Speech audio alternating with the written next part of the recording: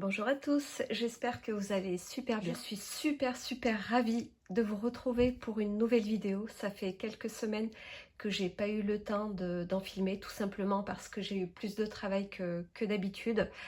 Mais à culpa, mes excuses, mais bon voilà, entre le travail, la famille, la maison, la paperasse, les courses, voilà, tout le blabla du quotidien, parfois j'ai un peu de mal à caser une vidéo. Je vous avouerai que quand je suis sur une routine assez classique, j'arrive à en faire à peu près une par semaine, mais il suffit que j'ai des choses nouvelles à organiser et la vidéo passe un petit peu à la trappe. Et plutôt que de vous présenter une vidéo rapide et relativement bâclée, je préfère ne pas en faire du tout. Comme je vous l'ai déjà dit, je ne suis pas dans le métier de la parfumerie, je suis une vraie passionnée. Ce qui me passionne par-dessus tout, c'est de découvrir des parfums et de partager mes expériences olfactives avec vous. Et j'ai besoin que ça se ressente aussi dans ma voix, que je suis super ravie de vous en parler. Et aujourd'hui, c'est vraiment le cas. J'ai découvert des petites pépites. Et il y a quelques parfums qui ne sont pas des nouveautés, mais qui ont été très hypés et que je souhaitais tester depuis très longtemps. Donc là, j'ai eu l'occasion. Je vais vous les présenter avec grand plaisir. Donc si ça vous intéresse, restez avec moi jusqu'à la fin de la vidéo. Alors pour ceux qui ne me connaissent pas, moi c'est Dido. Ici, on parle essentiellement parfum. Avant de commencer la vidéo, il faut que je partage avec vous deux de mes trouvailles. Là, vous allez me dire, mais ça existe depuis Mathusalem, ça. Moi, je viens tout juste de le découvrir. Donc, je le partage avec vous. C'est lors d'une de mes petites balades parfumées. Enfin, balade parfumée, toute sortie pour moi, c'est un prétexte pour essayer des parfums. Mais j'étais surtout sortie pour me chercher un rouge à lèvres. Je ne savais pas trop quelle couleur prendre. J'étais plutôt partie sur un gloss ou alors éventuellement un rouge à lèvres avec une couleur un petit peu flashy. Et finalement, je me suis retrouvée à avoir un énorme coup de cœur pour un joli rose un peu froid avec des sous-tons nacrés, poupée, absolument magnifique. Et c'est de la marque Lancôme.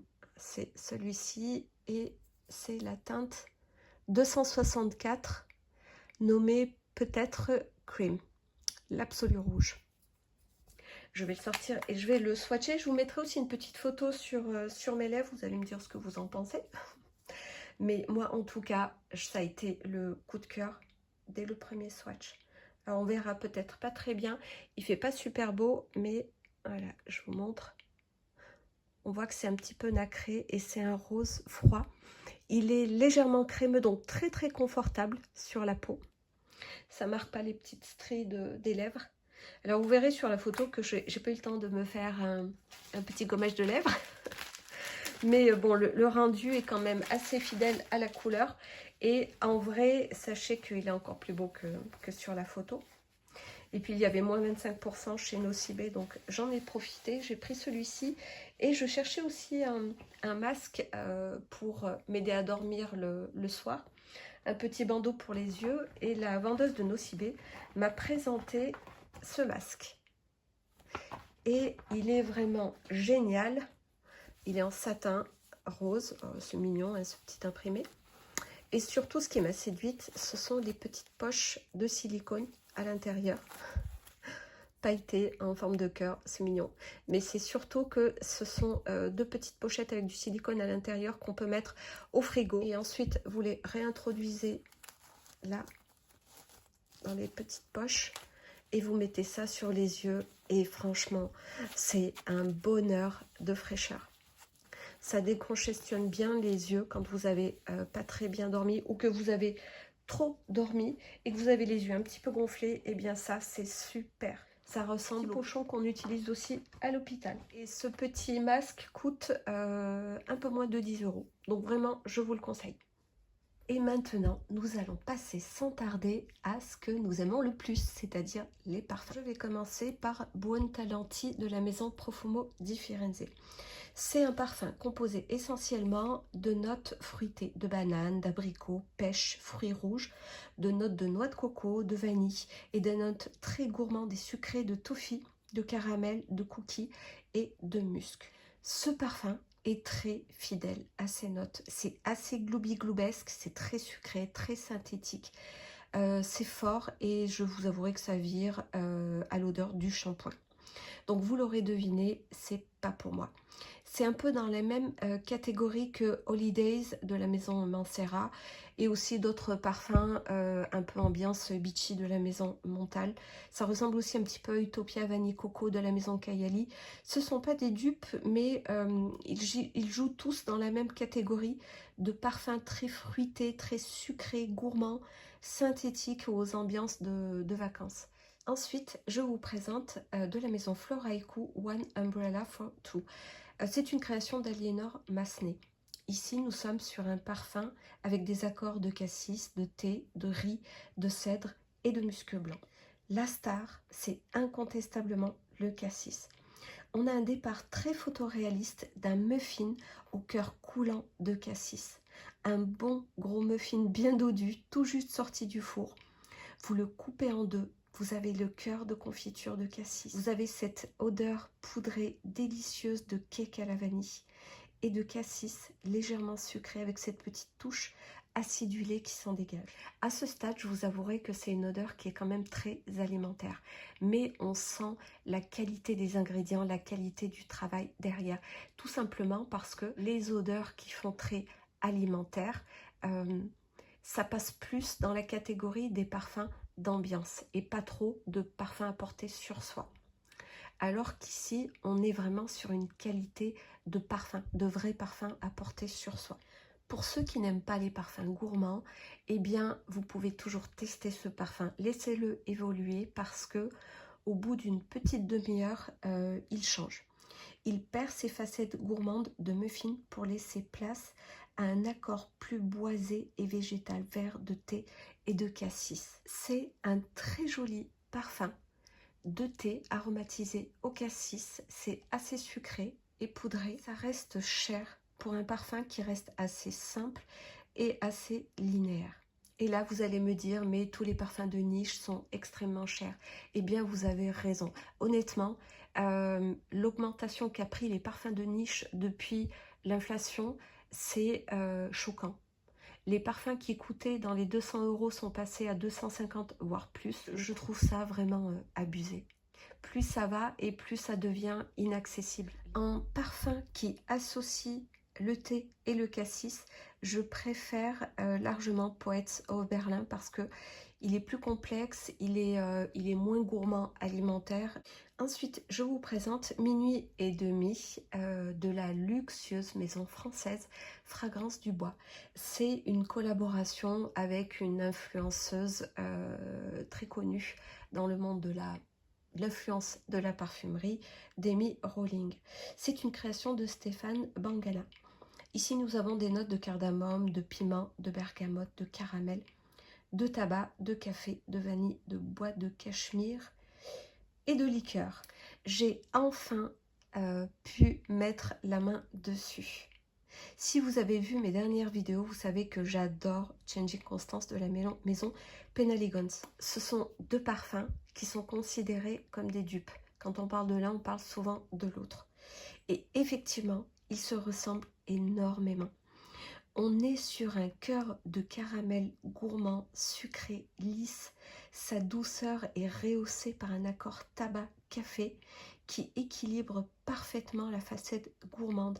Ça équilibre sa sucrosité. Et le piment apporte un petit kick super agréable. La différence entre les deux, c'est juste une question d'intensité. Changing Constance est plus raffiné, plus doux, plus réservé. Alors, je vous ai mis ici le flacon Changing Constance. Minuit et demi a plus de personnalité. La note de tabac est beaucoup plus présente. Et on a aussi en ouverture une note de bergamote qui apporte cette petite fraîcheur, alors qu'avec Changing Constance, on arrive directement sur le cœur de caramel. Et dans Changing Constance, la note de tabac est en sourdine derrière le caramel. Elle soutient ce caramel, alors que dans Minuit et demi, le tabac partage quasiment la vedette avec le caramel. On a aussi des notes liquoreuses dans Minuit et demi qu'on n'a pas dans Changing Constance. Et ça apporte un peu plus de richesse. Je vous avouerai que c'est un très joli parfum. Je ne dirais pas non à un 15 ml, mais un full size, non, tout simplement parce que j'ai Changing Constance et que ça serait trop redondant. Mais un petit 15 ml à superposer de temps en temps avec Changing Constance pour le booster un petit peu. À choisir entre les deux, je vous dirais que, déjà je vous dirais de les tester tous les deux si vous le pouvez, et ensuite prendre celui que vous préférez. Mais si vous êtes de la team parfum raffiné, pas trop fort, et que vous n'êtes pas très à l'aise avec les notes de tabac, de piment, eh bien vous pouvez peut-être commencer avec Changing Constance. Mais si vous êtes un nez un peu plus aguerri, prenez Minuit et demi. Vous serez peut-être insatisfait avec Changing Constance. Ensuite, je vous présente Vanilla Sex de la maison Tom Ford. C'est un parfum qui a beaucoup fait parler de lui à sa sortie. Il était très très attendu, c'est un Tom Ford, donc c'est très très cher et on l'attendait tous au tournant. Je vous avouerai que les avis sont assez mitigés et dans sa globalité, je rejoins un peu tous les avis. C'est un nom qui est assez évocateur, donc on va parler un petit peu de la qualité de sa composition et est-ce qu'il est assez représentatif de son nom. Alors c'est un parfum qui est composé de notes d'amande amère, de vanille, d'absolu de vanille et aussi d'ultra vanilline qui est une molécule de synthèse qui va venir booster encore plus les notes de vanille. Nous avons aussi des notes florales de jasmin, de fève tonka et de bois de santal. Le départ ici est très plaidou, comme disent les Anglais. C'est un départ assez pâte à modeler, assez frangipane. C'est très très agréable et très doux. Et ensuite, la vanille fait son entrée. Une très belle vanille, très intense, sucrée. Elle est quand même bien équilibrée par des notes florales qui contiennent un petit peu sa sucrosité. Le parfum a aussi cette facette un petit peu solaire, presque tropicale. À ce stade, il ressemble à 90% à la vanille de Tahiti de la maison Paris Monte Carlo. Dans cette vanille, il y a des notes d'ylang-ylang et de champaca qui justement lui apportent ce côté très solaire, très lumineux et tropical. L'amande est un peu moins perceptible qu'en tête. Mais au bout de 30 minutes, le parfum s'est bien posé, on l'aperçoit à nouveau. On arrive sur un très bel accord amande, vanille, jasmin. Au final, c'est une belle vanille ambrée, chaude et poudrée avec des sous-tons floraux. C'est assez linéaire, assez simple et ça n'a rien de sexuel, rien de sexy, ni rien de ce qui pourrait commencer par SEX. C'est juste un très joli parfum de vanille, bien travaillé, qui ne peut que plaire, sauf pour son tarif. Vraiment, c'est un parfum qui est beaucoup trop cher pour ce que c'est. Ça reste une vanille de luxe.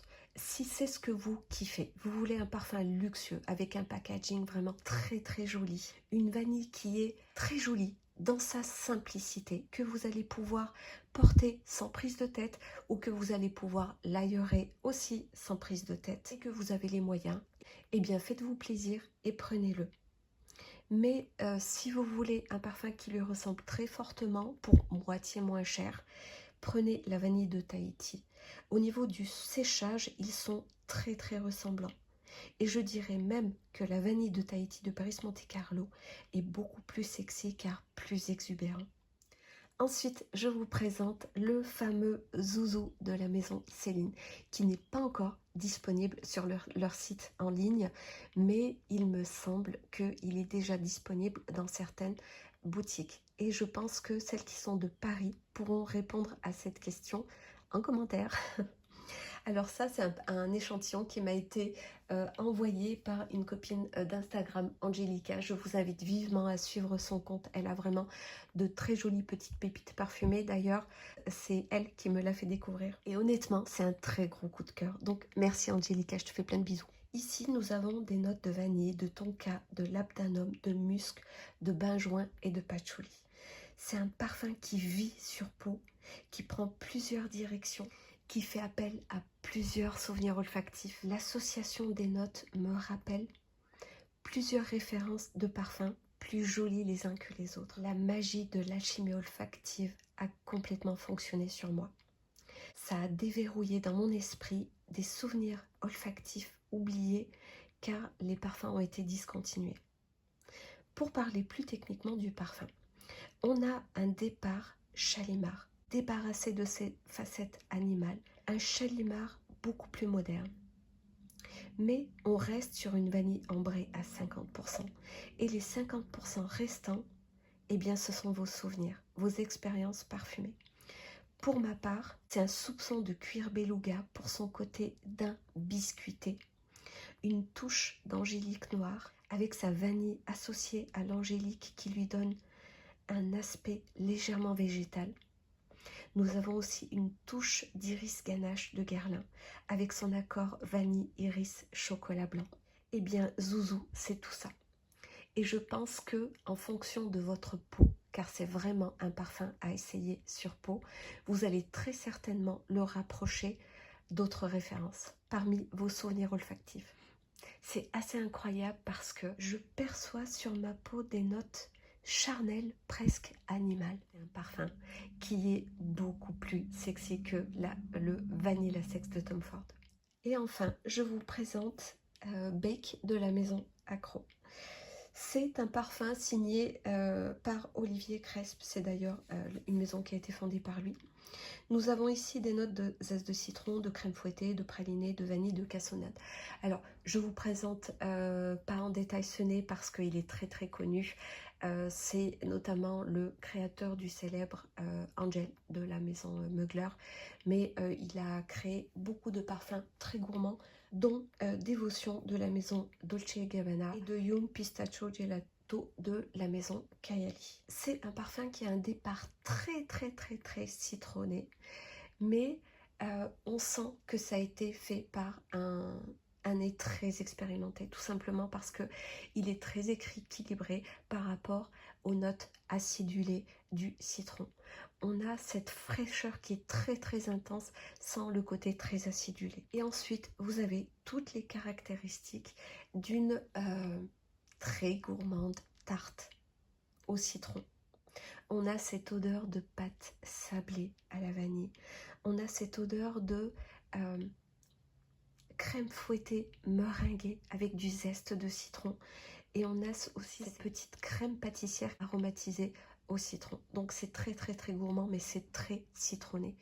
Ça reste une odeur assez alimentaire, mais bien maîtrisée. Donc si c'est le type d'odeur que vous recherchez, vous voulez vraiment quelque chose d'assez photoréaliste, eh bien prenez celui-ci. Dans la catégorie, j'ai Lyra de la maison Casamorati et aussi Love and Crime de la maison Ex Idolo que j'aime d'amour. Donc ça serait un petit peu trop redondant et je vous avouerai que les deux parfums que je vous ai cités, à mon nez, c'est vraiment mon avis, vous n'êtes pas obligé de le partager. Je trouve qu'ils sont mieux travaillés, plus raffinés, plus riches que Beck. Ma vidéo se termine ici. Dites-moi ce que vous pensez de ces références, si vous avez pu les tester, si vous les avez appréciées. Et puis n'hésitez pas aussi à me faire part de vos découvertes récentes que vous me conseilleriez de tester, vos coups de cœur. C'est avec grand plaisir que je vous lirai et que je vous répondrai. Parfois je mets un petit peu de temps parce que pas toujours le temps de répondre à tous les messages, mais je réponds toujours. Je vous fais plein de bisous et je vous dis à très vite pour une nouvelle vidéo parfumée. Bisous bisous.